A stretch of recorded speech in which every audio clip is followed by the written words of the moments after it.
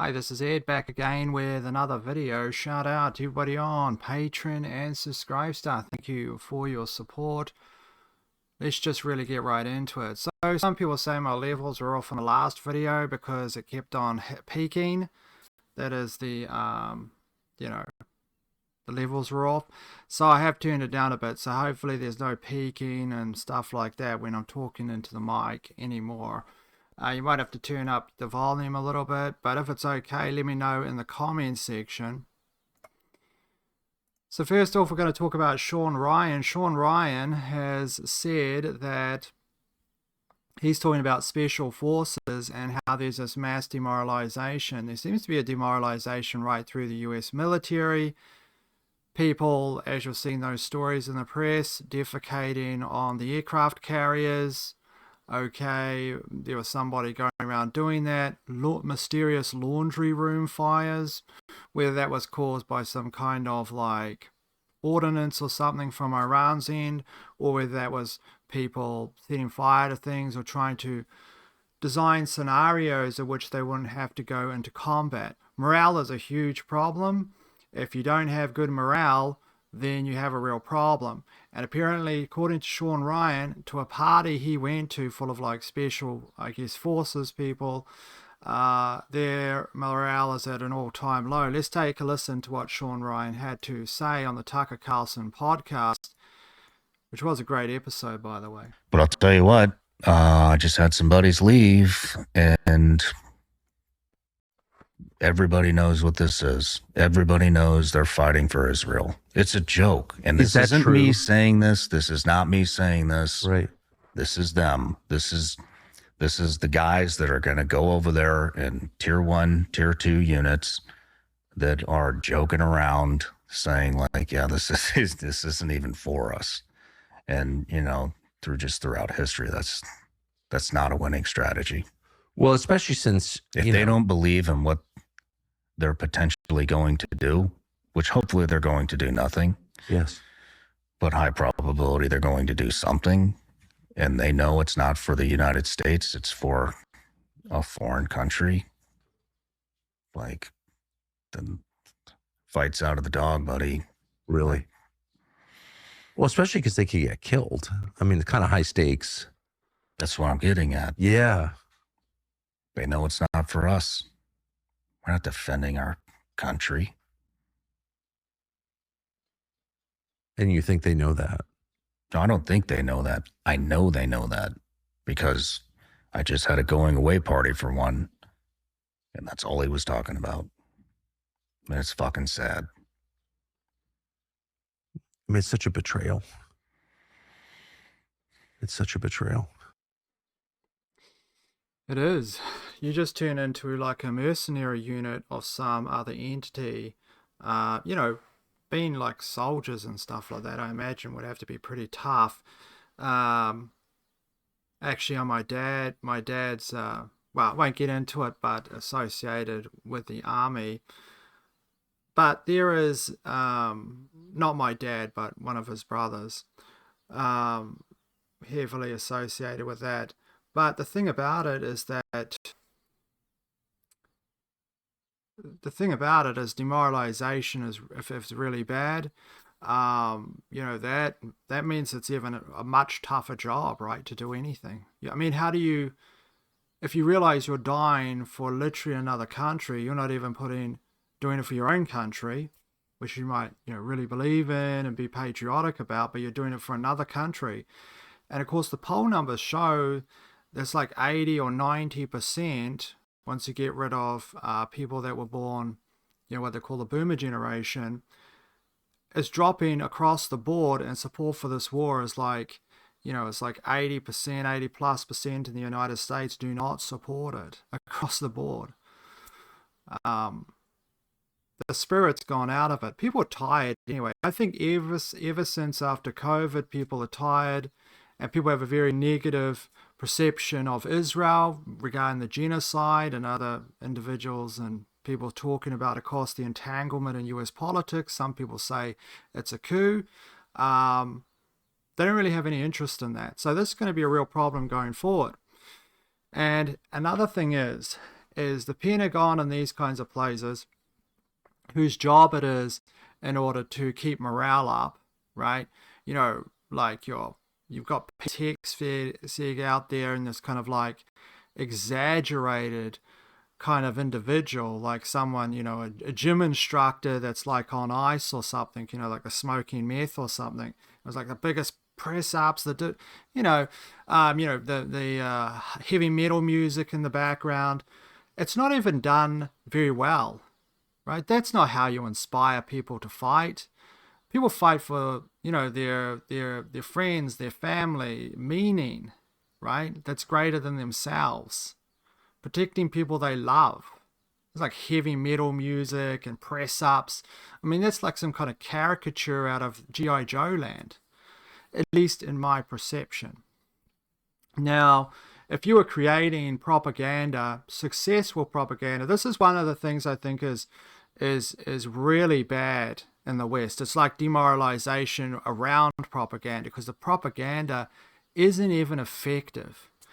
Okay, for instance, you see in the Pentagon when they're talking about same-sex relationships, they had the animated ad. Whatever your opinion is on that, how does that even mean anything in relation to, if it had shown a family, like they have a family or something, or there's a neighborhood or something, you can see it becomes more potent, right, when it's bigger than yourself.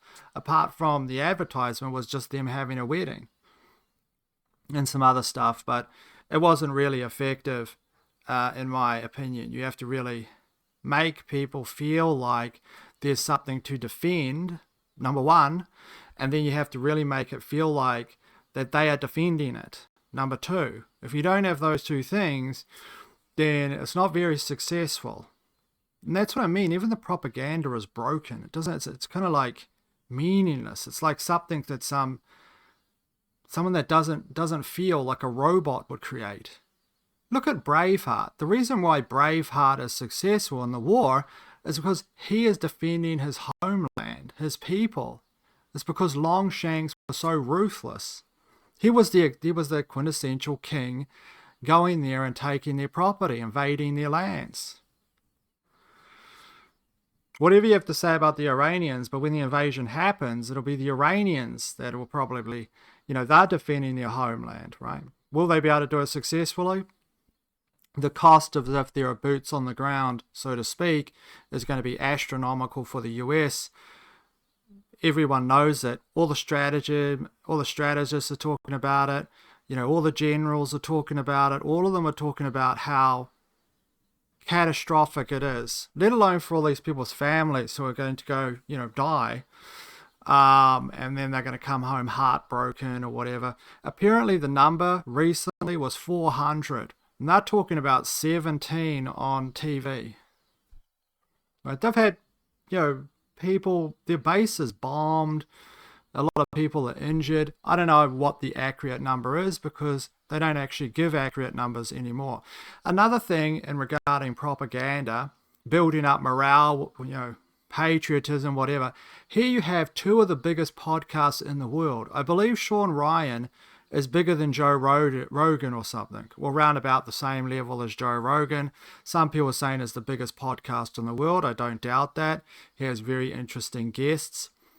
Tucker Carlson's certainly one of the most influential people in US politics and the world right now in terms of a Western viewpoint because he talks about Western problems, right? Mass immigration into the UK, he criticizes all over. And that those are topics that have value to people. They want to know about them. They want to know what's happening in their communities. They want to know why, you're not vetting the mass immigration trains that are coming in. No one has a problem, as I said before, with good-hearted people from anywhere that make good neighbors. Good people are always the greatest to have around, right? It doesn't matter where they come from. But they don't vet anybody. So what you're getting, if you go to Germany, you see the parks, you're getting a lot of immigrants that are coming in, they're just dealing drugs. Right? How's that useful? These topics are very important to people, but here you have two of the biggest podcasts. And this is not just this, it's Candace Owens, it's whatever. And what is the alternative for that? Well, here is the war hawks on the other side, the Ben Shapiros. Where are they at? Look at his channel, 7 million subscribers. He has 36,000 views from a day ago, right? Most of his view counts are under 50,000. You got one here with 200,000. Mondani, by the way, whether you like him or not, I think a lot of this is grandstanding and grounding Netanyahu. He might believe it. He might really think he's a war criminal and want to arrest him. He is actually a war. He's actually, well, he is a war criminal. Yeah, he committed a mass genocide, but a lot of that cabinet are war criminals. But Mondani there, whatever you have to think about him, okay, when he made a video, bam, 2 million views in one day. The Ben Shapiro's of the world are getting washed away. No one wants to hear what he has to think, because he constantly, he's basically, as I said before, he's like a sorcerer, right? To convey truth has nothing to do with his agenda. He's a sorcerer. He's there in order to create narratives and cloud people's minds. That's all he is, and he has been revealed to be the magician he is. That's why people don't watch him anymore. Instinctively, they're allergic, right? They become allergic to it. Sadly, he's been rewarded to the tune of millions or tens of millions of dollars or whatever he's worth. It seems that all these propagandists, they always get paid like vast sums of money. So 7 million views, and look at 7 million subscribers. Sorry, look at his views. 36,000 a day ago, 49,000 there. Sorry, that's a bit murky, that screenshot. I should have a closer one. Here's 2 days ago, 35,000. Majority of his views, sometimes he gets 100,000. Even if he got 100,000, that's abysmal views for someone that's got 7 million subscribers. But most of these are like around, like what, 35,000, 59,000 or whatever. Some 100,000s in there. This one from 6 days ago has 23,000 views. That's dead. That's dead in the water. That's 20. I get 1,000 views. That's like 20 times more than what I get. And I'm a nobody. I have like 5,000 subscribers. So there is your Ben Shapiro's of the world. And who else do you have?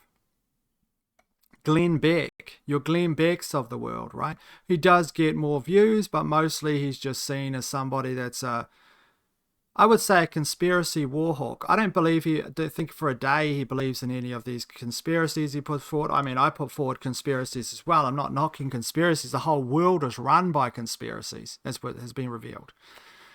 I'm not calling someone else a conspiracy theorist in the derogatory way, okay? But Glenn Beck there constructs these, I don't believe he believes them, in order to circle back to something which is kind of like a QAnon propaganda vector, where they can say that the white hats are coming, or they've unfrozen JFK, or whatever the case is.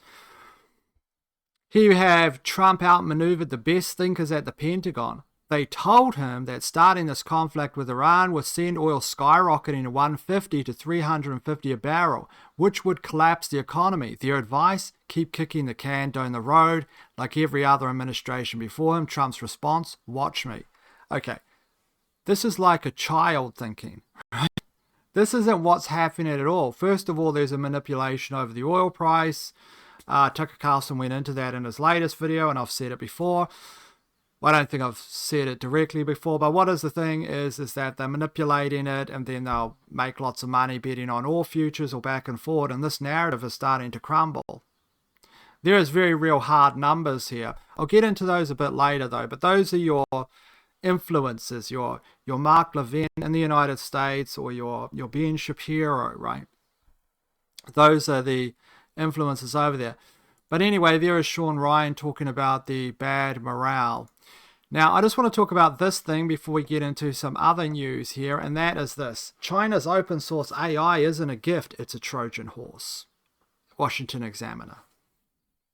So, if you don't know, and I said, I'm not saying that China's doing this because they love the world, but what happens is there is a huge bet on AI, which the Trump administration is basically entangled with, right? All these great people that you can really trust, like Mark Zuckerberg, right? With all these AI people, we've got to trust these people, right? Sam Altman, I mean, he's so trustworthy. Okay. So you've got these people that you have to trust because their AI is the most valuable. And they say this because these are private corporations that have no problem selling anybody out down the road. In fact, they're just vectoring and sucking up all your data so they can, I don't know, hand it to Palantir or whatever they've got in mind. But you have all this happening and you're supposed to be kind of like, oh, we should use ChatGPT. Oh, we should. We should pay 30 times more to use ChatGPT or 40 times more in order to use whatever, right? One thing I'll say about Anthropic, at least I used to use Anthropic's model. I think it was pretty good, especially at feedback for my writing. Not like writing, like asking it plot questions, but throw in writing and ask if there's, grammatical errors or spelling mistakes such as, there, boy, you know what I mean? And it's hard to catch over hundreds of pages and it's quite accurate. It became pretty accurate at that. Also, active paragraphs, maybe something's not as active as, or it could be maybe said a bit better, but it's mainly that. Which, here's the thing. So, China released Kimi K2. And what this does is there's so many bets on OpenAI. They've got their new model they put out. Anthropic put out Fable. And then what happened with Fable? The government took it off the market and said it's too dangerous. And they wanted to inspect it or something for the next 2 or 3 weeks. Why do I want a de-brained AI for? What use is that to me if I'm asking it questions such as getting the latest was when I was getting an AI, this was a free version in order to fix a thumbnail issue I had in Ubuntu, which I've had to deal with in the past. I don't even know why this keeps on happening. Or fixing my audio problems. I use AI a lot for this kinds of stuff. Even organizing files actually, because I got one running, just using open code, the free models on that. Yes, and I'm aware that, there's a privacy things. You might think, oh, well, why would you do that? Look, I honestly, I stopped caring because this machine has nothing on it. I never keep anything of on these machines anyway. It's not like I have photocopies of my driver's license on there or passport. Why would I ever put that on a computer? That's what you have to start thinking about is why would you ever put anything like that on a computer? Family photos, why would I ever put that on a computer? The only thing you put that on is an air-gapped machine. If you run your life like that, it doesn't matter to the same extent. This kind of stuff where, it's in the, it's on your computer. Anyway, that's my choices I make. Weighing all the kind of, the risks and stuff like that. But here's the thing. Washington Examiner, China's open source, talking about how dangerous it is here. It's a Trojan horse. Here is CNN saying, what is China's Kimi K3 and why is the US so rattled by it? The amount of investment in AI is out of control. And as I've said and many people say, it's not paying off. For instance, OpenAI or Anthropic are burning money in order to keep customers. It costs them more to fulfill the requests than it does than they're actually making from the tiers, such as the pro tier or whatever tier you're on. They actually lose money by keeping you there. What kind of business model is that? Well, the idea is you corner the market and you get rid of the rest. Is that it? So you only have one choice to go to them? That's why they don't like Kimi K2. Kimi K2 and all these other models from China are cheap. And they outperform a lot of these other models. I'm not saying the frontier models like Fable or the latest ChatGPT, but close enough. I mean, I don't really notice the difference if I'm asking it just basic questions. Now, if I get it to fix the thumbnails, it's most likely Kimi K3 could fix that faster than me having to talk constantly to, let's say, DeepSeek, which is also a Chinese model. And also these models, not that model because it's so huge, but a lot of these models, well, you could possibly run these models if you had large, you had a large computer array. You could run them, right? But the older models you could run on your computer, but not me. I mean, I got a graphics card. I can only run like very small models that can't really do much. But these big models, they don't like them because AI investment, the amount of money that they have on the line in these companies. In fact, people are saying that the referendum for this was actually the latest collapse in the SpaceX stock, right? Because it's SpaceX is moving to be like a part of it to be this AI company as part of this portfolio of SpaceX. Not only that, but the Chinese actually developed a rocket which came down and landed on the pad the same way that Elon's rocket does, except that they had a different catch mechanism. That's devastating news because the Chinese can replicate and then they can scale up, and they have the talent to do that, right? Everyone there, a lot of the people there are math competent at least, right? They can count. I can't say the same thing for our school systems. That's why we're in a catastrophic situation. What are we actually exporting anymore? Our creativity, our ability to make, things used to be something to behold. We used to have all these things. Well, that's no longer the case. You can see about entertainment systems which have been heavily degraded. Anyway, let's get back to an old clip of Donald Trump. So I've got it here, so let's play it here. So this is prior to him being elected for the second time.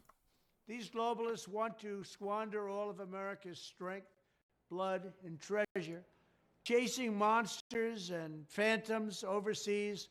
In addition, there must also be a complete commitment to dismantling the entire globalist neocon establishment that is perpetually dragging us into endless wars, pretending to fight for freedom and democracy abroad. We should have never gone into the Middle East. We should have never gone into the Middle East. Under my leadership, we will turn the page forever on those foolish, stupid days of never-ending wars. We're rebuilding our military stronger than ever before, and we are not going to deplete it again on stupid, senseless, endless wars. World War III has never been closer than it is right now. We need to clean house of all of the warmongers and America last globalists and the deep state. I am the president who delivers peace. I was the first president in decades who didn't start a war. And the worst, most incompetent, most corrupt president in history is going to drag us into World War III. And this horrible, horrible president is dragging us toward World War III. We're going to be in World War III soon. Because I think we would have been good with Iran. I don't want to do anything bad to Iran. Large sections of the Middle East. I mean, look at the death and destruction that's taken place. And none of this would have happened if I were president. Our opponents join with warmongers and neocons to wage endless wars, these wars that never end. Together we're fighting to secure our borders, end the endless foreign wars, and defend the working people of America. But the Muslim and Arab voters in Michigan and across the country want a stop to the endless wars and a return to peace in the Middle East. That's all they want. Speaking of World War III, I'll keep you out of World War III. What would happen if we had a war? Okay, I don't need to play any more of that. You get the pitch. You probably all heard it. And that's why the entire world was excited for this kind of change in the guard, hoping for, a time of peace, and even funded the, what was it called? The Board of Peace. Remember that? Whatever happened to the Board of Peace? He funded the Board of Peace. It cost you $1 billion to join it, but he funded it. So there's a scary scenario to this, and it really is I think it's a thing that I haven't heard people repeat. But the allied nations such as New Zealand, Australia, Canada, the UK, etc., are going to be suffering if any of these pipelines go at any time, right? We only have like about 40 days supply of oil, okay, to run our country, and this is topped up by the secondary pipeline out of Saudi Arabia, which there's some trouble at the moment. A lot of the other countries are suffering. Our third world countries, such as India, which was classically an ally of the West, to some extent, and even the third world countries, such as the Philippines, such as these places, they're rationing at the moment. Right, they're having to ration petroleum at the moment, or they're getting to that point. Here are some of the, see if I've got this one here. Obvious food increases. These are largely in regarding the Strait of Hormuz being closed. I won't go into that too much. Here is third world developing countries. How much longer? Now, I'll go into this in a moment, but think of this. The United States has completely depleted its missile capabilities, right? It takes a long time to make a Patriot missile. Now they've started to top these up. They've given everything to the Ukraine. All of Europe has been just pouring in missiles and equipment into the Ukraine. And this is what I said before. All Russia has to do is just sit there, and all of Europe, unless this is just basically a money laundering scheme and they're building arcs in Antarctica or spaceships or something called gigantic city bunkers, and it's all an illusion. But if it's not, if it's like what it looks like, they've been burning all their supply. Now they're not going to have gasoline. And, you know, China has like a year's worth. Russia is a mass exporter. They have no problem. Well, they have some problems, but, you know, what does the world look like when everybody else doesn't have gas? You poured all of your combat capabilities into these regions and you don't have anything anymore. You could literally walk into any of these countries and just take them. They couldn't defend themselves.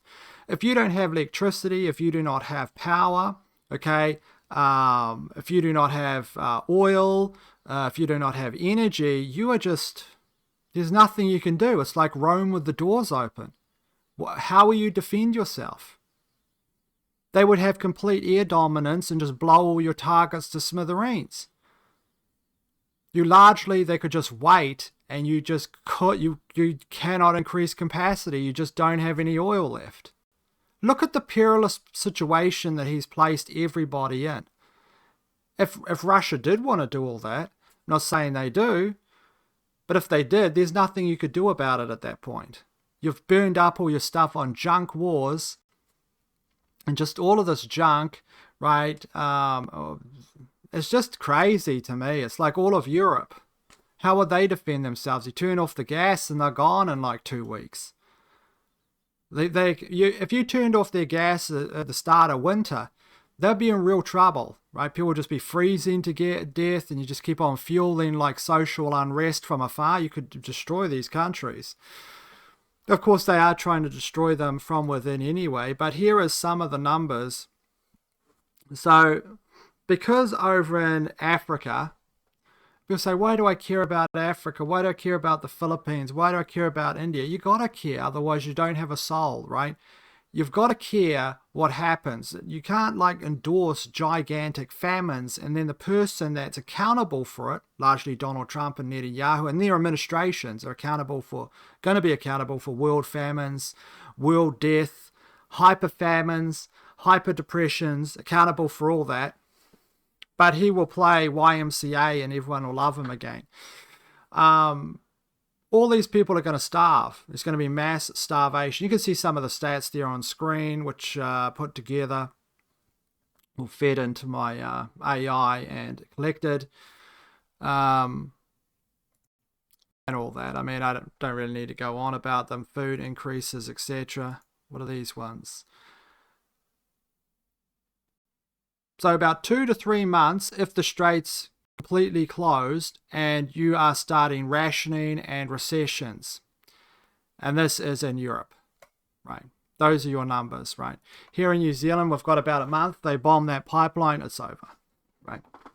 You'd have to take that inventory and you'd have to start rationing immediately and taking that inventory of 40 days, you know, most of this, by the way, is over in Asia. It's not actually right here in New Zealand. We'd have to start rationing immediately. Anyway, let's go back here. So here are the stuff from Donald Trump. Before the Iran war, Iran didn't control the Strait of Hormuz. Now it does. Iran's oil was sanctioned. Now it's not. If you're a fan of sanctions, right? You would say, well, you know, Iran was not building a nuclear weapon. Now it will. US Gulf bases in the Gulf were assets, now liabilities. Inflation was declining, now it's increasing. So what did Donald Trump actually accomplish? Absolutely nothing. You know what I find funny about Donald Trump is he gives everybody a nickname. You know, like Marjorie Taylor Brown or whatever, or Qatar, or was it whatever he calls Tucker Carlson, but no one gives him a nickname. Well, they kind of do. They do give him nicknames now and then. Maybe Deathbringer or Antichrist is probably good nicknames there. I mean, he displays all the characteristics of the literal Antichrist. Right, all of them. Wound to the left ear, right? Healed back, remember? Healed back immediately. I mean, now CNN, who I don't believe CNN or any mainstream media, but Donald Trump watches CNN religiously. Now they're saying, and this is very interesting, that all of his polls are down, or net favorability of Israel since spring, all those polls are down on regarding favorability of Israel to massive percentages, right? -20, -10, -10. Now Donald Trump must be looking and they go, wait on, they're this like, why they can't work it out. So let's take a look at the video here. I don't usually play CNN, but the point is, this isn't just CNN coming up with something. There's something behind the scenes where they're saying to run this kinds of stuff, right? Because anything they're running, the president's seen, which controls his behavior. This is a vector into his brain, is through the mainstream news, which he thinks is, you know, important. He says like, oh, they had a TV series on, you know, mainstream TV series like The Apprentice was on these networks. And he says that today, like it's more important than something else. He just doesn't understand, I don't think, the size of the audience that is outside the mainstream media. But anyway, let's listen to what the mainstream media said here. These races has been Israel, how supportive Democratic candidates want to be of Israel and U.S. aid to Israel. Over the summer, it's been largely seen as a Democratic issue, but it might not just be a party thing. With us now, CNN chief data analyst Harry Enton. When we're talking about Israel's favorability in the United States, in general, there's some big changes. There are some absolutely huge, mammoth changes, generational changes that we're talking about. I think there are a lot of Republicans, we'll be able to run against these anti-Israeli Democrats once we hit the general election, because the general electorate feels very differently from the Democratic base. But the general electorate, look at these numbers on Israel, the net favorability. They're all negative. They're all negative. Ipsos, minus 10 points. Fox, minus 11 points. Marquette University Law School Law poll. Look at that, minus 20 points. Pew Research Center, minus 23 points. Negative, negative, negative, negative. And Gallup earlier this year was also negative. We're not just talking about the Democratic base anymore. We're talking about the general electorate as well. The general electorate has turned against Israel. This is not just a left issue. It is an American issue when it comes to opinions on Israel. What's the trend line here? What's the trend line here? The trend line is unbelievable. Look at the trend line here. Compare this to Donald Trump's first term. At this point in Donald Trump's first terms, Israel's average net favorability. Wow. You go back here. Look at this. It was plus 51 points. Wow, Johnny says. Wow, Johnny says, because this is wow. Plus 51. It's minus 16 points in the average poll now. That is what, a 67-point shift against Israel in just 8 years. Israel used to be a consensus issue in America. So there's somebody behind. They're trying to, because they don't ever make stuff like this. This would be like them talking about, how there's vaccine side effects or something, right? They're owned by Big Pharma. So this is something, or some kind of messaging trying to get directly to him. He thinks probably Israel is like the most popular thing in the galaxy, right? It's the most important thing. This is a new conjuring there, or whatever it is. Anyway, that's enough of that.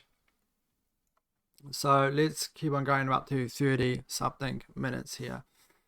So anyway, there was this interesting thing where Ben Shapiro was saying, basically, capitalization, war is good, and if you don't want to go to war, then, I don't know, you're a coward or something, or whatever he says. Here's a white feather, you coward. Okay, whatever it is. Like he's some kind of like, I don't know, captain of some ship in Regency Britain or something, and he's like, looking for glory. Is he? Well, if you had Nelson come out, the famous commander there, if you had him come out and say something, then at least he would have been at the battles in order to have, at least he's been there and seen it, right? Yeah, just coming out. Oh yeah, well, let's go to the war's beautiful. Glory, Queen in England or whatever's floating through their brain. When they see how many medals I get, I'll go home and I'll be able to take the hand of Lady Jessica or Frederick or whatever, depending on which way you swing. Now here is Ben Shapiro there. I get why people are confused and upset. It feels like things are stalemated, that they're getting broader and more difficult. Why? Well, because what the American people want is victory. There's this bizarre notion in foreign policy that the American people are deeply worried about the immediate cost of war to the enemy. That the American people, that we can't handle the ugliness of war for even a day. That every conflict has to be totally antiseptic. And here I'm not even talking about the American willingness to undergo casualties. No one in America wants American casualties. It's a tragedy and a horror. We do understand that war does come along with casualties, and we are willing to undergo those casualties in pursuit of an end and a victory for America. But as far as the idea that, for example, America, we can't hit Kharg Island because the Iranian people would then be deprived of oil resources. The American people are, I should say, not particularly concerned about that. We are far more concerned with why we're there not winning. I think that what we actually ought to do is say an eye for everything. Like you touch a ship in the Strait of Hormuz and we kill the head of the IRGC, we kill Khalibaf, we kill your entire leadership class. Again, we destroy South Pars and we destroy Kharg. One drone and that's what happens. See, here's the issue. And this isn't me saying this. This is all the generals, all over YouTube in every single direction from the UK, American, whatever. All of them. I've never heard anyone say an opposite to this. You don't hit the Kharg Island is very important. It's been occupied a number of times, including, what was it, by the, trying to think here. I can't remember the name of the Portuguese. The Portuguese occupied. So that shows you how long ago it was, right? It's when the Portuguese were sailing around or whatever. They had a lot of sea power. But you see, what Iran's doing now is if you blow up this, they reply and blow up something of equal measure. They've been doing that for months. But now they have said that if you do this, then we might just go to town. What do they mean? All they have to do is start bombing all the gas facilities of neighboring nations there, in Kuwait or wherever, Saudi Arabia, wherever, right? And you don't get any gas shipped anymore, right? There's no gas anymore, which means that the price of gas being shipped over to Europe super increases. It's already expensive, right? This is something he doesn't care about. And then everyone in England and stuff like this, the old ladies old people can't light their gas anymore because they can't afford the energy bill. So that's why it's not easy to go to town and just act like some maniac bull in a china shop and just go over there. Plus, the United States loses assets every time they do stuff like this. All their bases keep on being bombed. Now, they're not being bombed to smithereens, they're being bombed in reply. That means the functionality of the bases that surround Iran, if you want to launch wide-scale war, keep on losing functionality every time you attack Iran. Some of them have been abandoned. These massive radar systems that were $500 million each, they were destroyed. Right now you don't have that capability. So they're moving assets into Israel, into Saudi Arabia, etc., and things like that. But you'll lose all these bases. So you become less functional. Think of the amount of money it takes to keep aircraft carriers out there constantly. Not cheap. Okay, none of this stuff is cheap. It's a running number that's like spiraling. Okay, it's like spiraling. So, and plus, when you have these carriers, I didn't just say this. This was some kind of, this was from a general actually said, they're not just sitting outside there, they're wearing down, right? Everything about putting them there wears them down. They need to go to docks and stuff like this. They're under these high-risk situations. They're running constantly. They need this kind of attendance. So he just says, just take that island. Like, there's no ramifications for that. Like, they might start saying, okay, well, we'll do this, and they'll just bomb that pipeline. They'll bomb some pipeline over there. This gas or this oil that's been circumvented from Saudi Arabia through this old secondary pipeline, which is filling up a lot of nations, including, like, I believe Japan's using it, New Zealand's using it, a number of them are using it in order to get this oil. They bomb that. Chaos, right? What is the spiraling chaos here? It's very simple, right? If all the allies go down and they can no longer buy, let's say, products, American products or whatever, the American economy, you're talking about the Great Depression times 1,000, right? There's you go get a loaf of bread, it's like $50. All industry starts to collapse. Nothing saves it. The AI, all of that is, people don't care about it anymore. You probably can't even run those systems anymore to the extent. That's how bad it could get. It could get to Mad Max, right? You're driving around in like dune buggies looking for gasoline. But he doesn't care about any of that. Why does he not care?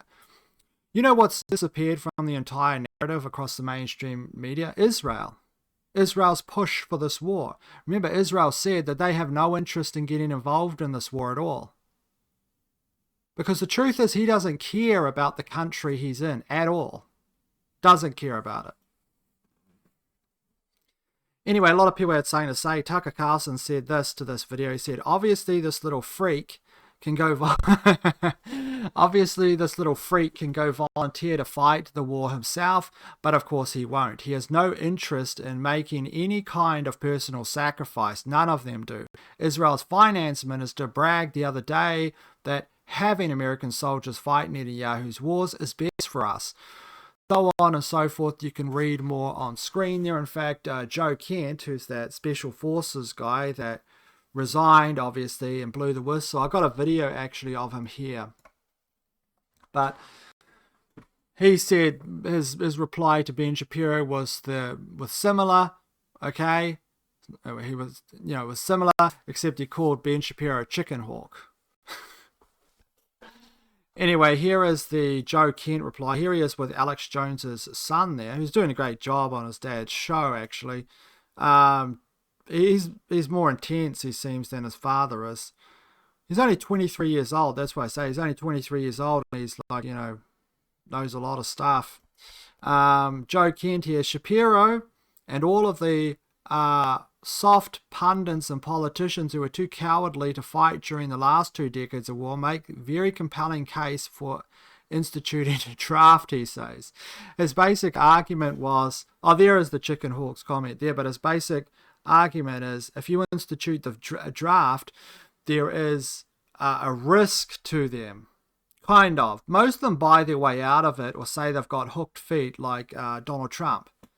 He said he couldn't walk around because he has like a hooked ankle, foot or something. You can't do anything. They find ways to get around it if you have power in regarding the draft, but it makes it very unpopular at home. Of course, I'm not a proponent of the draft. I'm anti-war in general, right? I don't believe that. I believe in being able to defend yourselves, but I don't believe in endless wars that just suck up money and cause strife. Of course, the cultic world believes that these wars are sacrifices. Such as an interesting architecture of a sacrifice, as some people are saying, in the last football game. I actually watched the game Spain versus Argentina. I do not follow soccer, but I have a friend that does follow soccer, and he says that it's extremely strange, like they weren't playing.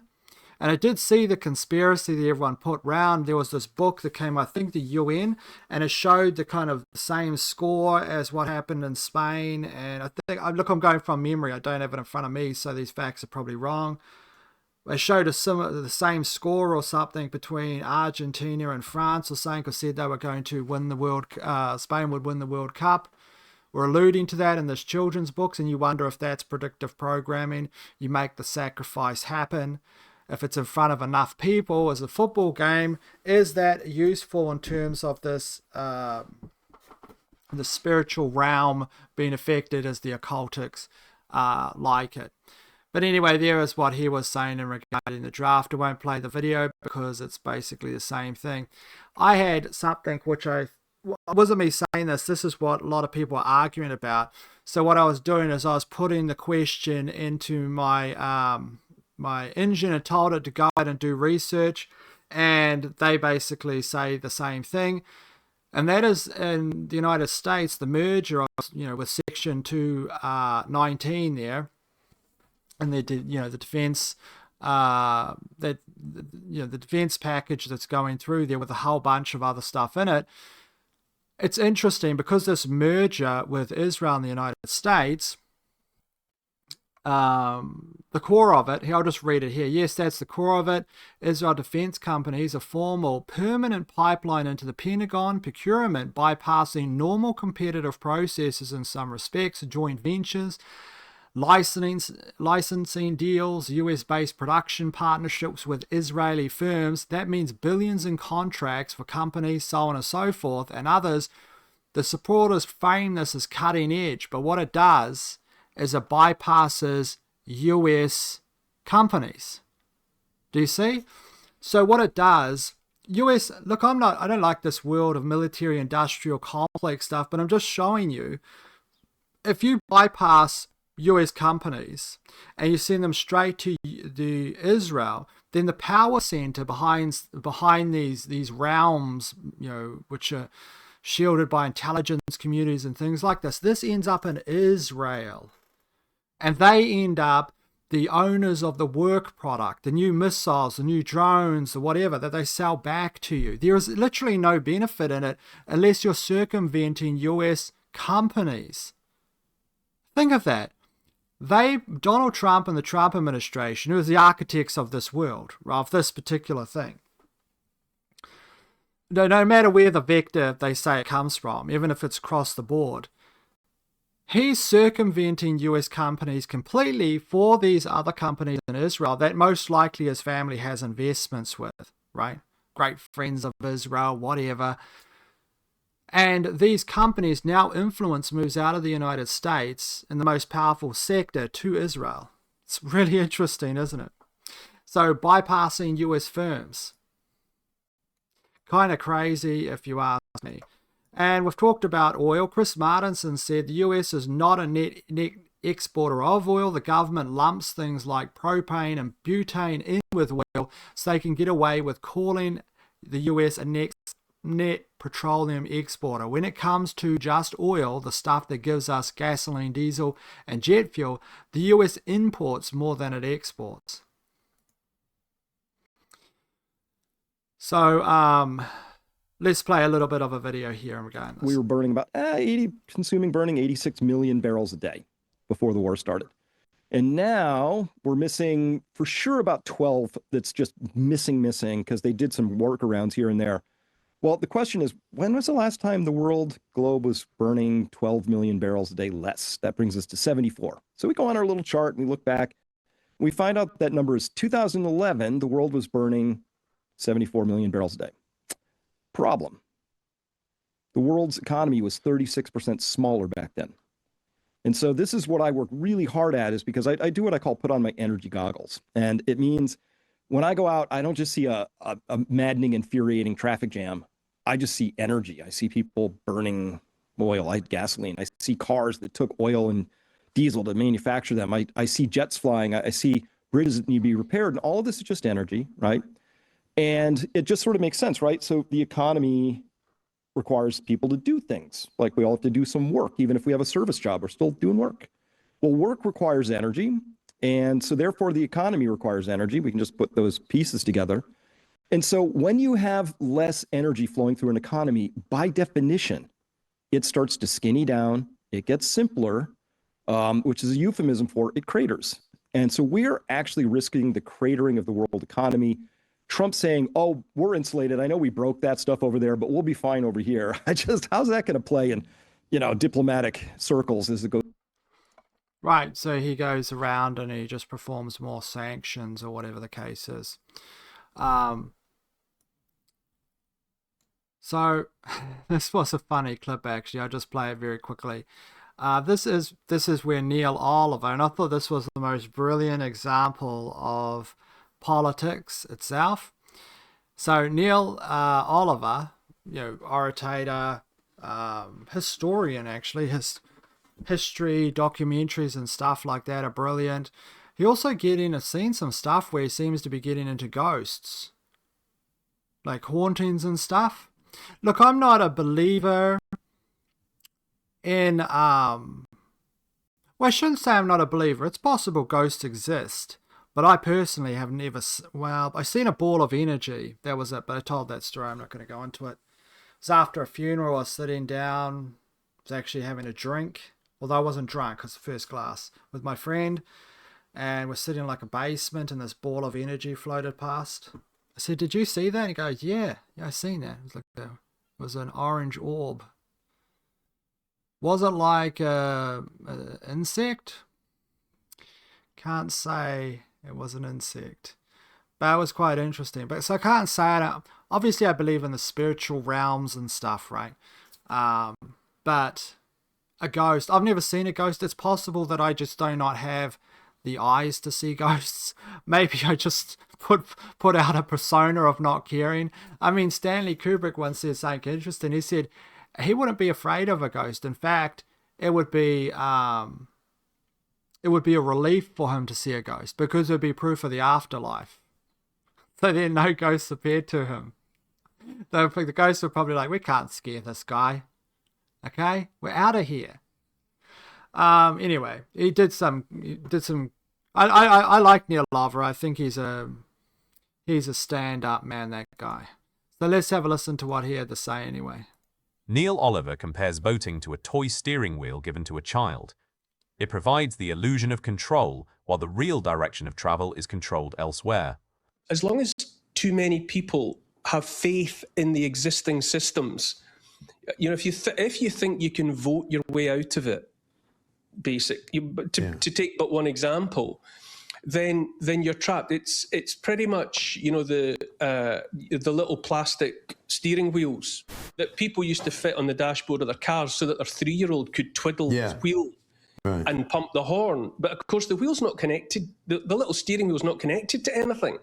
And it just distracts the kid. Right. That's Parliament.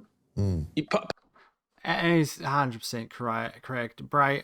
Great analogy there on what it is. It's like, I remember at the beginning of the Tucker Carlson, Shawn Ryan podcast, which is great. You can check it out. They actually talk about spiritual stuff too, like demons and stuff. Of course, Tucker said he was attacked by a demon. There's something going on we're not seeing here. There's some kind of like thing, like all these occult rituals. They're obsessed with the occult. Meanwhile, they say like they do everything to make you believe that to woo the spiritual world or whatever, like to not take things into consideration. I mean, when I did the rice experiment, that was really an interesting thing to me. You can always look it up, where intention seemed to decay the other rice faster. And I repeated the experiment. Again, it wasn't a lab setting. I disinfected the jars. If you don't know what I'm talking about, just have a look on YouTube. I talked about the rice experiment before. There is something going on. And that's where attention belief affects the rice. So anyway, that toy steering wheel was great. By the way, in the UK, this is from the July the 15th, so 10 days ago. UK to be told how to prepare for food and water shortages. So they're just saying potential shortages, paving it, right? But if you go read the article, it stays about as far away from, like, unless they've updated it, away from oil as they possibly can, or gas. You should, as I said months ago, you should make sure you have some food. Look, if I probably have, I think on me, I've got this other thing, which was this this thing that I was looking at getting, and I eventually got it, which was something called OptiSlim, okay, which was used for people that want to do weight loss. But the most interesting thing about it I seen on it was that it has, and I'm not saying this is good for you, but it has all the minerals, all the electrolytes and everything you need, because it's supposed to be, what you're supposed to do with this OptiSlim is you're supposed to have a glass of that and then eat like a little bowl of vegetables or something. As I said, I'm on a carnivore diet. I'm just telling you the kind of thinking in terms of survival. That means, like, the main problem, of course, is getting calories. That's really important, which you can get from rice, pasta, right? You can get that. I got lots of rice and pasta. We've got lots of pasta, actually, more than rice. So a cup of pasta, and then one of those, gives you your mineral profile, right? If you're not aiming for weight loss, and obviously you can insert fats in it as well. If you have fats, I wouldn't use seed oils. They're basically poison, but I know whatever oil you can put in there. I know some people are okay with olive oil and pasta. I mean, it may not taste like much in a survival situation. You throw some like chickpeas in there, or some, I don't know, some split peas or whatever the case is, it might taste great. But you have a glass of that, 2 glasses of that. At least what happens is your electrolyte functioning doesn't start to collapse and you don't have serious problems. Do you know what I mean? It's not like you're aiming for weight loss there, but what you're aiming for is the ingredients necessary. Now, what I worked out is one of those are supposed to last someone that's doing weight loss 1 week, but there's actually 21 sachets, so you could just have 1 a day. And in terms of an electrolyte profile, it's pretty good, and it's got all the other things as well. I don't know. I mean, if you're worth a lot of money and you have a lot of money, then you can get a freezer full of stuff, right? You can get like things. You can have long storage of numerous things for a catastrophic scenario, which is seen more and more likely with each day, because Donald Trump has no ability in his personality in order to walk away from something unless there's like a trailer red carpet ahead of him and he's been hailed as the new Caesar. It is a catastrophic scenario. Plus, Israel largely controls him through puppetry. That's the reality of the situation. Unless this was always his belief to begin with. Okay, so here we have a little section where I'm just going to play some videos. I think it's good to lighten up. Then intermission, and then that's basically, I've got one more thing to say, and then that'll be it. But I wanted to play this here. So this person actually thought of a brilliant idea. Let me make it a bit bigger here. A brilliant idea. This is actually a brilliant idea. Okay. When I seen this, I was like, that's brilliant. That doesn't happen much. When I seen that, I was like, that's actually brilliant. Okay, so let's have a listen to this guy's way he worked out to never get his house robbed. So my neighbor asked me, why is there a dirty ass toilet in your front yard? Well, you see, that's my security system. As soon as somebody sees this toilet, they do not want anything that may be in my home. See, when you put up security cameras and motion sensors, all you're doing is making them wonder what you're protecting. When they see my toilet, not only do they think there's no good loot in my house, but they're then in fear for their sanitary health and physical safety. Just think about it. Would you steal from a house with a dirty ass toilet in the front yard? I wouldn't. Anyways, now me and the neighbor both have yard toilets. So I thought that was brilliant. Of course, it's a joke, but for instance, hypothetically, right? If you were literally had like gold in your house because you had gold in a safe and you didn't want anybody coming around, just put that toilet at the front. Also, what you could do is throw some tennis shoes over the, they don't have phone lines anymore, do they? Where the lines crossing everything. Put that in the front. Maybe get an old mattress. Like inside it could be really nice and great, right? But if you're protecting your loot, so to speak, your gold, which I have a thing on, and I had a thing in my novel about, actually. In my novel, the main character of the Bootstrap Paradox happens to be an ex-thief that has been reformed. And what he does is he talks about how safes can be just like cracked really easily. And that's absolutely true. Go look at how fast a safe cracker could get into a safe. In fact, there was this individual, they're still around actually, in the 80s or early 90s, were on TV because they could crack a bank safe with the dial by touch and nothing else. They didn't need, like a stethoscope or something like that, nothing. They could just do it by touch with their fingers. Now that is incredible, but it's completely possible because all safes are meant to be broken into, unless it's some kind of custom safe. Especially like, for police to be able to get into, or law enforcement to be able to get into, even for homeowners to be able to get into. You call the number and they say, oh, just put a thing through the back. That's your cheap jack safe, of course. Safes aren't really secure at all. What is secure is if you have a safe that's there with the door partly open. Got to be partly open.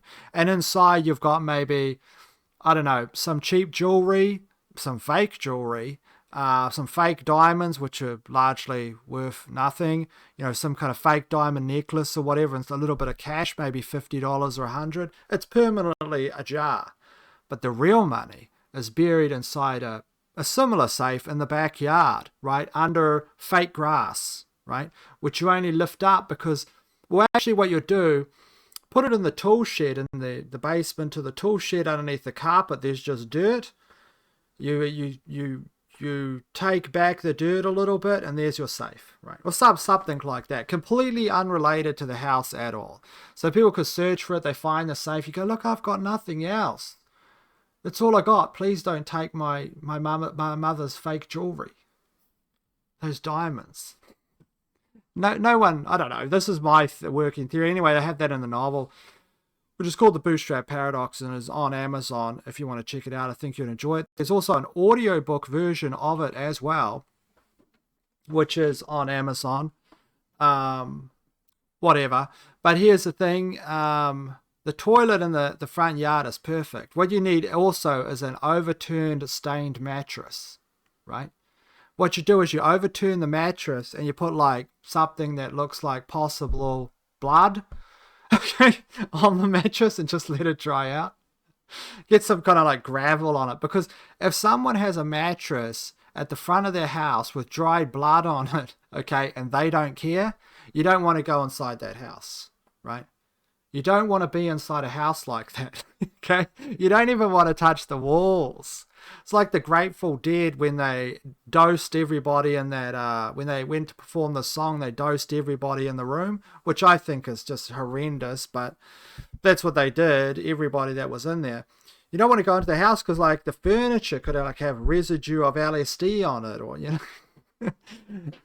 If it's fine, probably if you like drugs, you'll probably be down there licking it, but that's not for me, I think. Anyway, I don't want to go get into the car and start tripping out. I remember, well, I won't get into that story, but here's another one. This is a mountain climber. A Russian climber was recorded after he heard this strange sound and then was hearing lightning strikes. But where is he supposed to go? He's on the side of a mountain. Let's just increase that a little bit.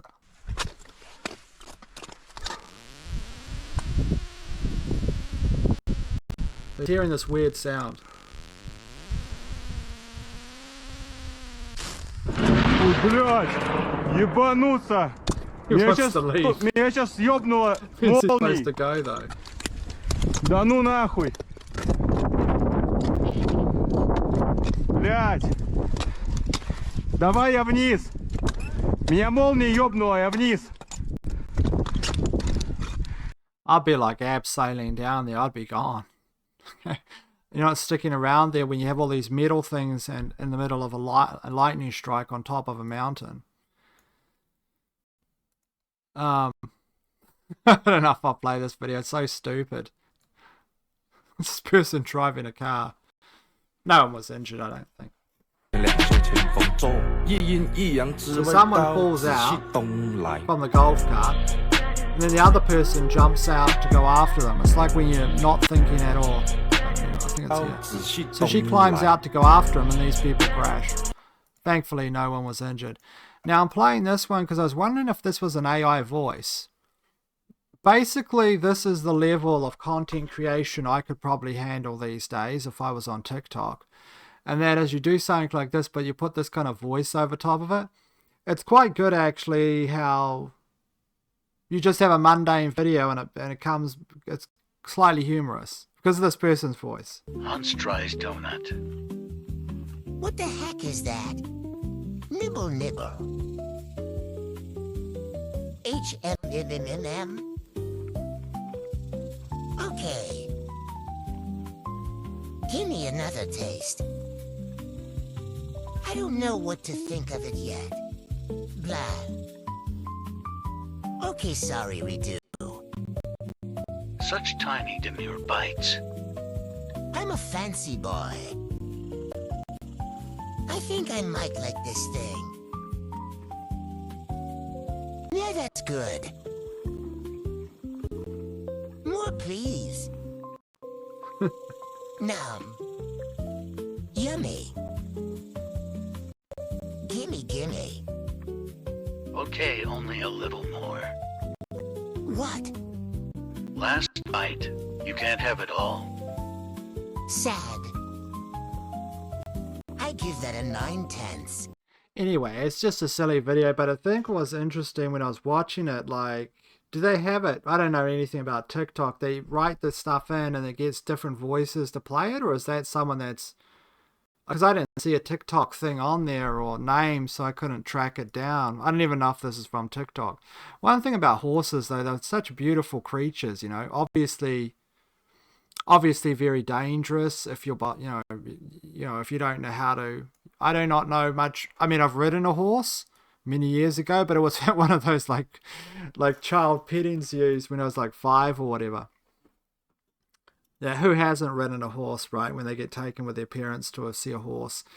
But I've always liked horses. I really like donkeys. If I did have a property, I'd have a guard donkey. I'm actually putting a donkey in my new thing I'm riding. I have been working. Everyone thinks that probably I don't do any writing or don't do anything because it's been a while since I published anything, but I have. I just haven't published it, but I have to get to publish all the stuff that I've done. Beautiful creatures, the horses, aren't they? They're so strange. Like, there's horses that have these like black eyes, but then there's the horses where you can see like, they have like almost like a human eye, kind of. I guess it might be just the light.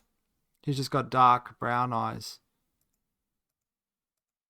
I didn't know this, and I played the video a number of years ago, but I didn't know horses ate meat.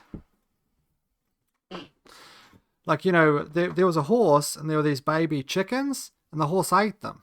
And it was like sniffing around, then ate another one. It's like deer. I didn't know deer ate birds and other creatures, but they do. Here's a strange effect. I did look this up to see if it was true, and it got the studies and stuff, but I don't have them screenshotted. The Batman effect: in an experiment, a woman appearing pregnant boarded a train. In some trials, another experimenter dressed as Batman also entered. Passengers were far more likely to offer the woman their seat when Batman was present, 67% compared to 33%, which is significant. But with these kinds of things, obviously, depends upon the people you have in the train, right? But it's an interesting effect, showing you if there's some sense, I guess, of authority or somebody like superhero or Batman or a figure of authority that you're more likely to obey maybe social norms, okay, which isn't surprising. It's not exactly Einstein, but it's interesting. People connecting it to Batman, though. But the same thing would happen if you had a policeman there, if you had probably a soldier, or maybe a captain or someone with some kind of epaulets or whatever you call them on there. Someone that looks like an authority and someone that looks like they are, whatever, and the same effect would happen, right? So it shows you when you remove authority that there is a, moral frameworks don't necessarily stand up in the same way, which isn't surprising. Look at all the trains and buses where people yell at the driver. and screaming at the driver or in the train or whatever the case is, or doing this. I don't have it like this here. Mr. Wheelie. Remember this? Many years ago, I posted a video of someone who was called Wheelie something. Well, here's the new generation continues.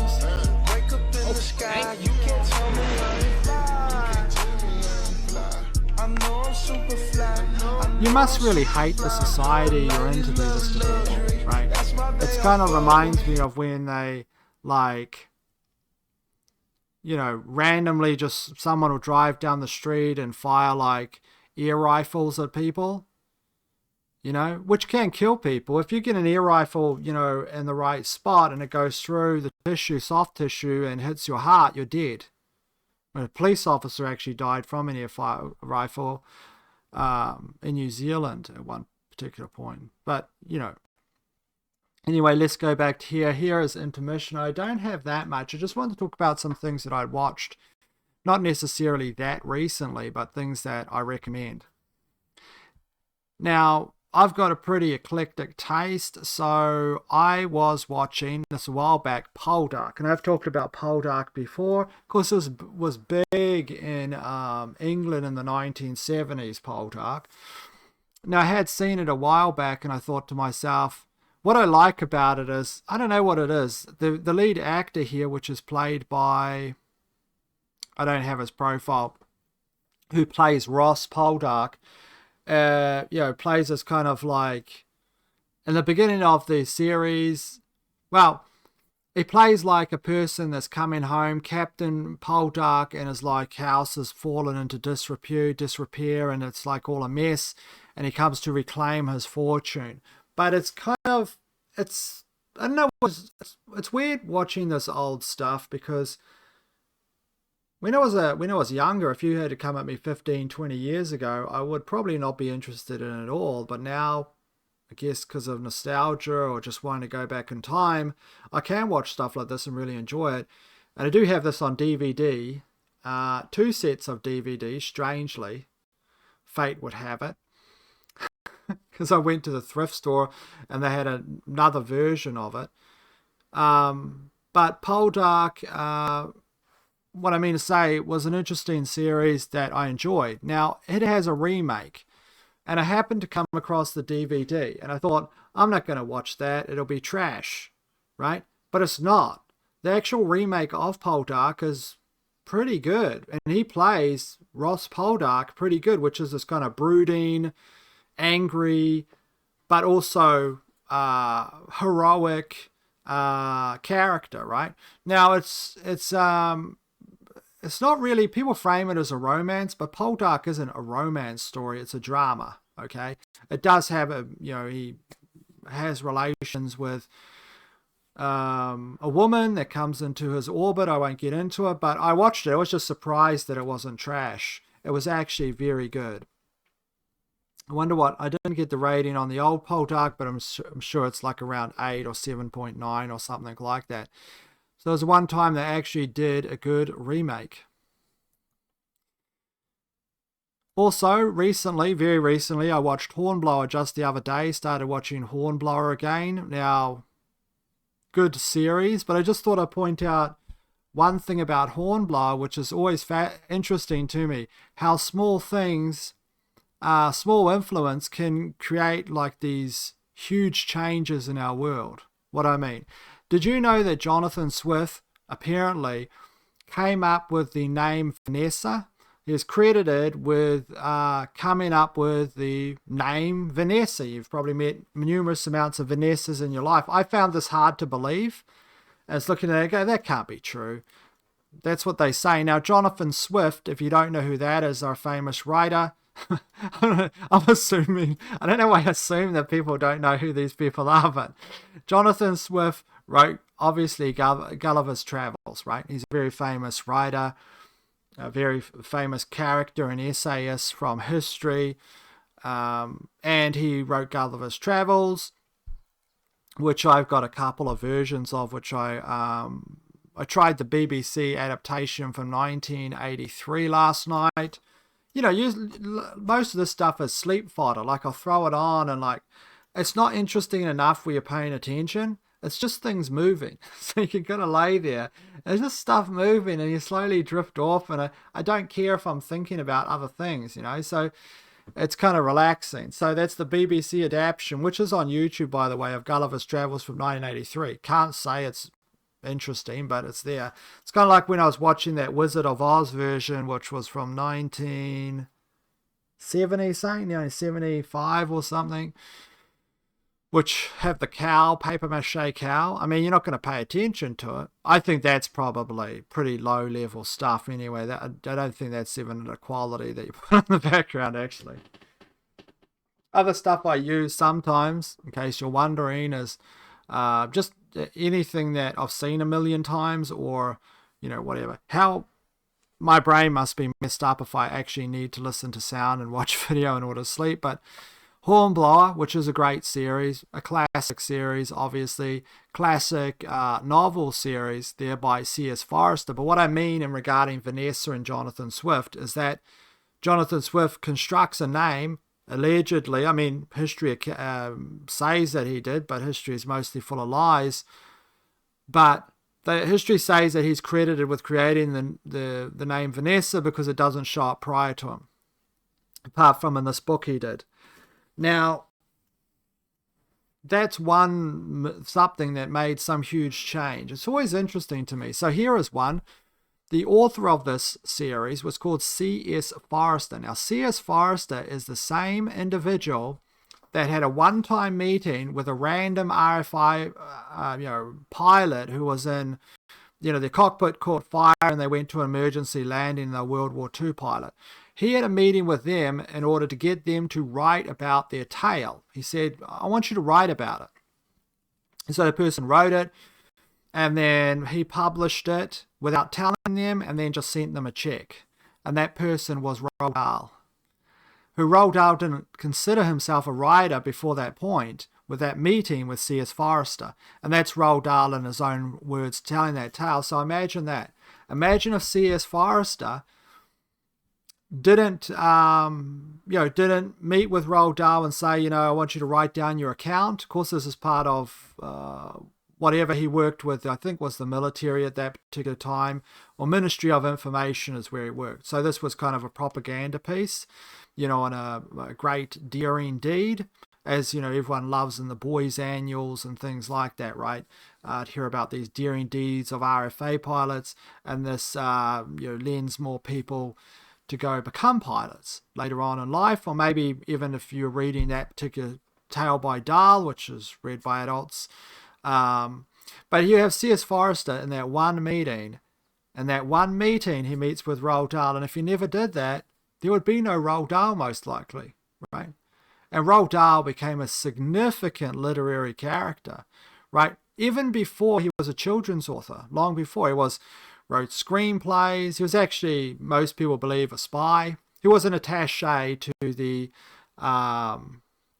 he was basically representative in regarding British interests abroad, and so he was, he had liaisons with, numerous actresses, had all this kinds of, it's a very interesting character when you look into him.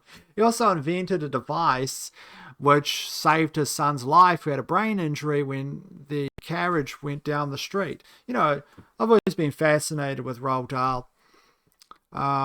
But imagine that, just that one meeting there. Anyway, C.S. Forester, Hornblower, not everyone's tastes, okay? Certainly not everyone's taste. It's just basically adventure fiction and watching Hornblower constantly get promoted. He keeps on doing these things, he gets promoted. And then he does something else great. And he's got like the sense of honor and all these kinds of things, and, tries his best and just keeps on getting promoted. It's one of those things, isn't it? It's good because they don't really tell stories like that anymore, where it's an older story. C.S. Forester obviously come to life for the screen, but he's not played as a shades of grey person, like sniffing cocaine or having some addiction, or like, starts the series with him. And I'm not saying he's a clean-cut character. He's just there in order to do the best job he can. He's good-hearted, he's daring and brave, you know what I mean? and that is a different type of world, which we will discuss in a little bit.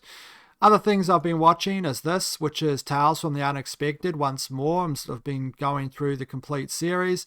If you're looking for something to watch and you don't have a lot going on, you can't go wrong with something from Tales of the Unexpected.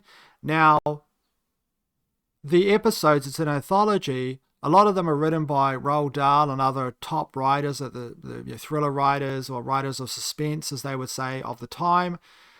A lot of them are written by Roald Dahl with a twist. That's what he was known for before a children's writer. He wrote suspense tales, right? He worked with Alfred Hitchcock. Now, 6.7 on Internet Movie Database, the tales are hit and miss. Some are amazing. As I recommended, maybe a month ago, I recommended the one Wallpaper, which was on YouTube. A lot of the episodes are actually on YouTube. I wish I could remember. There is this episode, if you could track it down, I thought was pretty good. It's only a small one, but it was an episode about wine. I just can't remember the name of it, but it was about this wine connoisseur that says that he can tell he can just have one sip of wine and tell you where it's from, and they have this bet going. I can't remember the name of it, but you can track it down if you're looking. Some really, really great episodes there on that.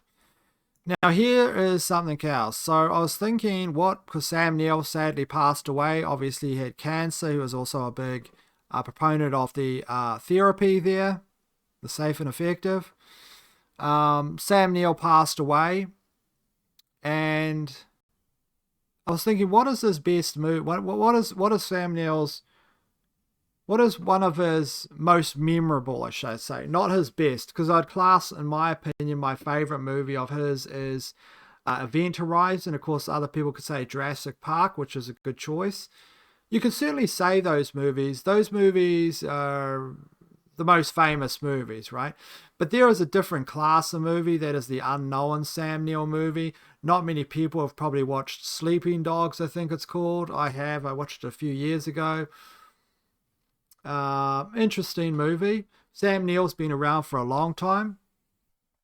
Now, I think one of his most memorable movies for me is actually something called Procession. Now, if you haven't seen this and you go get a copy of it, it's a strange one because it's literally a lot of it is, it's got a disturbing feel to it, but it's also not a lot's happening.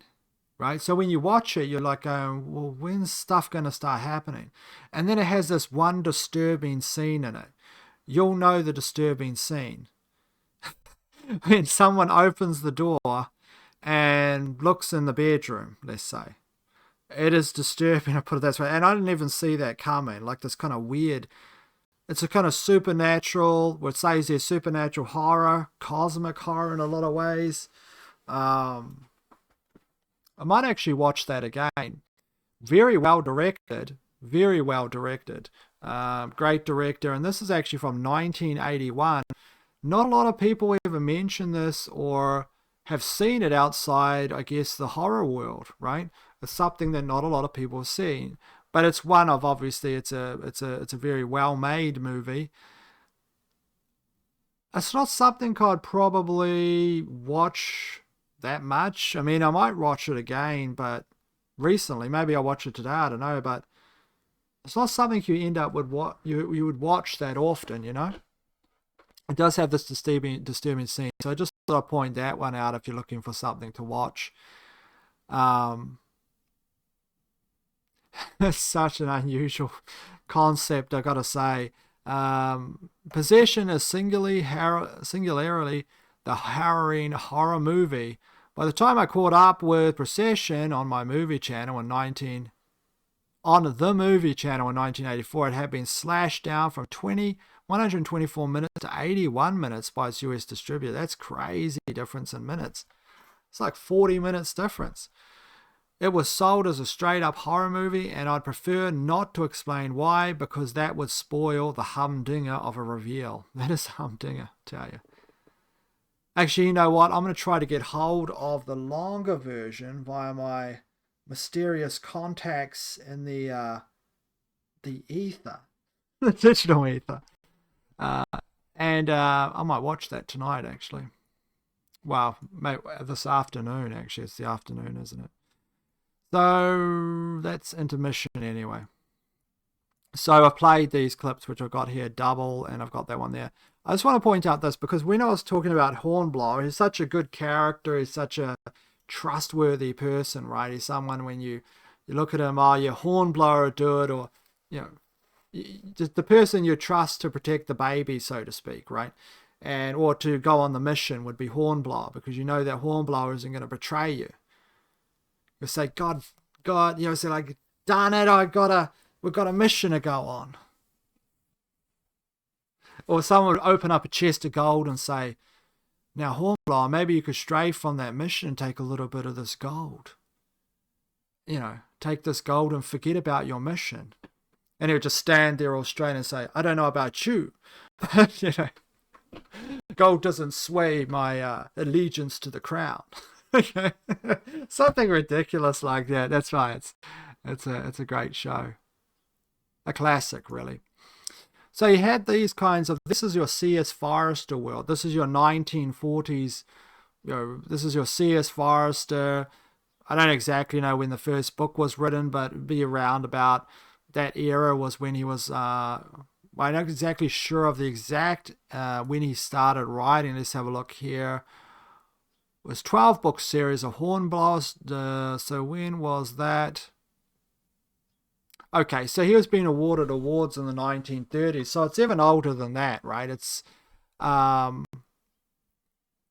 he began writing seriously using his pen name in 1921. So that's your, I guess, 1920s world, which would make sense because that's when you had all your Doc Hollidays and what's his name? I think that's him, yeah.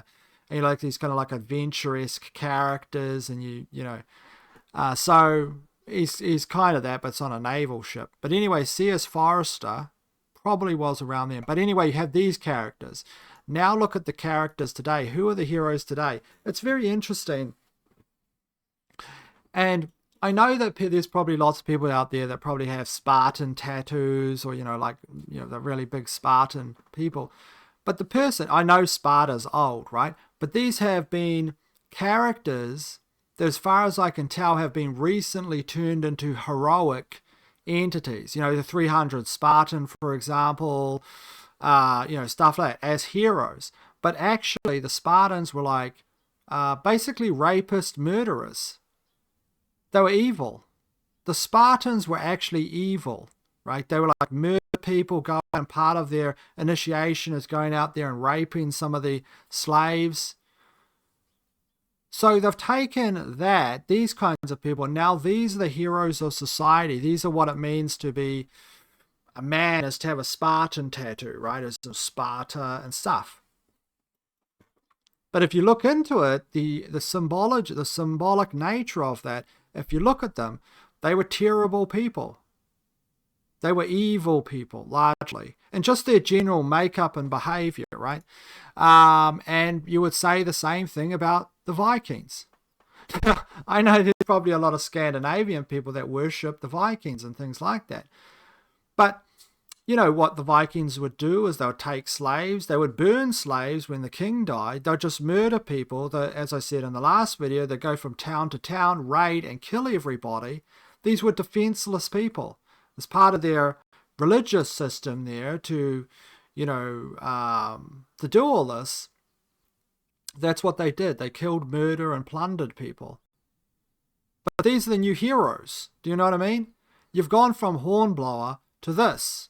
I'm not saying Hornblower, who blindly follows whatever the king tells him, is a perfect example, but at least Hornblower has some sense of honor, right? He definitely has a sense of honor and duty, you know, and doing the right thing, right? He's not going to take a slave and like make, you go, wait on, just put you in the room and then start, you know, holding her hands and try to literally rape her, right?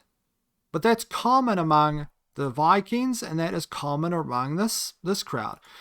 Now, I'm not under any illusions. I mean, if you go back to Mallory, for example, wrote Mort Darther, people have accused Mallory, who was a knight, of being a rapist and a murderer. And a lot of knights probably were murder rapists, okay?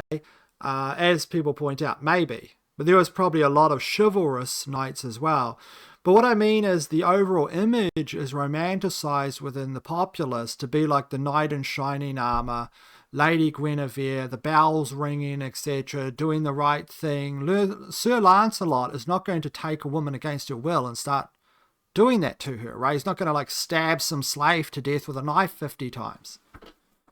Or be sold out over some here, maybe I'll give you this handful of gold, Sir Lancelot. And he goes, okay, yeah, well, I'll forget the mission about the Grail then, but what do I tell them? Just lie to them, Lancelot. Okay, I'll lie to them. It's just, they have perfectly engineered. So the people that, the symbolic representations of your heroes are all like lifelike caricatures, it's like, or whatever. It's like, what do people hail today? The look on the shows is like drug dealers and killers and assassins that blow people's brains out with sniper rifles from afar. These are their heroes. It's really, I don't know. I mean, maybe, whatever. Like drugs, drug dealers, a story about a drug person in a neighborhood trying to get ahead. Some of these are good. Like I liked Snowfall. I'm not saying these are bad programs, okay? I'm not saying Snowfall is bad. It's pretty good. It's well made and it's interesting and I watched it. Okay, I'm not immune to this. Did I watch The Vikings? Yes, the first 2 seasons I thought was great. And then they had the sex party in the woods and I was like, look, first of all, how do they even know? As I went into, the only account of the Vikings in terms of really their religious systems, what they believed, and their social behaviors is taken from Al-Razi, the Arabic doctor, Muslim, who was traveling with the Vikings and went to the Viking village. That's it. That's all there is. They didn't have a recorded language, but they have them in some kind of sex orgy in the middle of the woods. Now, maybe that happened, maybe it didn't happen. They don't know that any of that happened. They're just making it up, right? All they have is the accounts where they raided and killed people. Now, I understand they ain't going to have much of a TV show if they don't add some stuff to it, of course. What I'm saying is, yes, I enjoyed the TV show, but I checked out when they had all the kind of orgy in the woods. And I'm not a Puritan. I was just looking there and go, where does this come from? Where is this from? Where are you getting this from? I don't understand. What, because they wanted to expand, some kind of gender identity thing and sex orgies and whatever. But and I think I watched a few episodes past that. So no, it wasn't just that. I watched until the next one. And would I watch some more? Sure, eventually. Once that, I think it's a good TV show. I enjoyed it, and I'm not knocking that. It was just a little thing. It was overall, I thought it was good. But what I'm saying, and I'm not immune from this, what I'm saying is they construct heroes, and everyone probably knows this in order to, but the heroes that they're constructing, the people that you're supposed to watch and be interested in, are all literally murderers and killers and rapists. Right? Spartans, Vikings, I think that Breaking Bad is a brilliant TV show, one of the best. What is it about? Drug dealers. Okay. I thought it was great and I thought it was well made, but that's what it is.